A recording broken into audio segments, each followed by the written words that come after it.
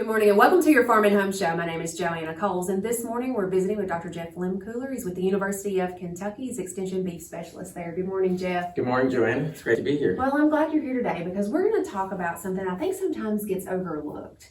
And those are those young beef females that we have in our herd and the nutrient requirements that they have. I think it's a good time to talk about this, especially when we look at some of the markets and where we're at. These young bred females, these replacement heifers are costing $1,800 to $2,200. So we want to make sure that whatever we do, we can try to keep them in the herd as long as we can to recoup our investment. And also we forget that those young females tend to represent our genetic progress in our herd. And if we lose them out of the herd, then we're really maybe not making that genetic progress that we'd like to see in our herds. So when we start looking at them and we see, there's some issues with pregnancies and pregnancy rates in some of these young females, begins to kind of raise this concern that is it a health issue or is it a nutrition issue? Could it have been the bull that was used? And we start troubleshooting down these kind of pathways. And oftentimes it's actually that it's a nutritional deficiency. Preventatively, we can make sure that we have the right program in place for their success. And with cattle numbers, even in the state of Kentucky, down, those females are going to become really important and really valuable. Absolutely. And, right now, when we look at what the markets are kind of giving us a signal for the fall prices on these feeder calves, we want to make sure and capitalize on that. And for the next couple of years while markets are high. And so, the first thing that I always encourage folks to do is to go to their county extension office, talk to their agent about getting a forage sample, because getting that hay tested and getting that information back is really our baseline for our nutrition program through the winter.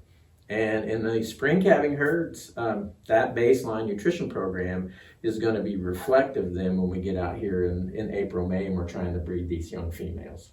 Absolutely. And feed prices have not come down, but it's an investment in the longevity of your herd, and we really need to figure out what's the best, most cost-effective way to feed them. Exactly. I know feed prices are high, and we see that in everything. But when you look at the projected and the current market prices, we're almost at a break even where we were a couple of years ago. So we're seeing that high input cost is being offset by higher calf prices that we're receiving.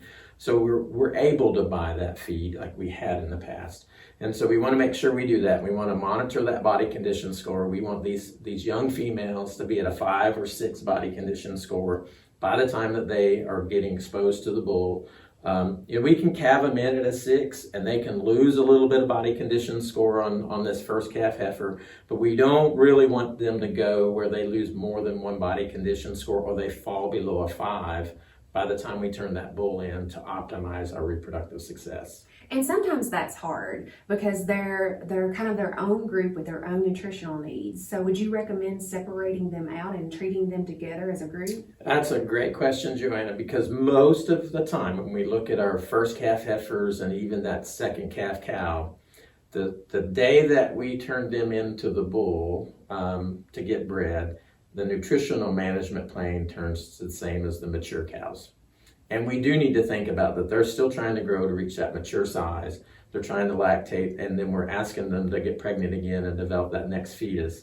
And they do have a higher nutritional need. And so we need to think about moving them after at least maybe the breeding season, or if not then, at weaning time on these young cows into their own kind of group to have a different nutrition program through the winter to make sure they continue to grow and hit those benchmarks and then calve in at that ideal body condition score the following year. The other thing we forget about is the data would show us that these young females don't produce as much colostrum and they don't have as many antibodies in the colostrum. And then when you combine a nutritional deficiency, you're also setting their calf up for potential failure and not getting that passive immunity, and they're at greater risk of pneumonia, developing scours and other things. So it is really key that we keep the nutritional needs of those young females met. All right. Well, Jeff, certainly appreciate the information. If you have questions, make sure to contact your local extension office. Thanks for watching and have a great day.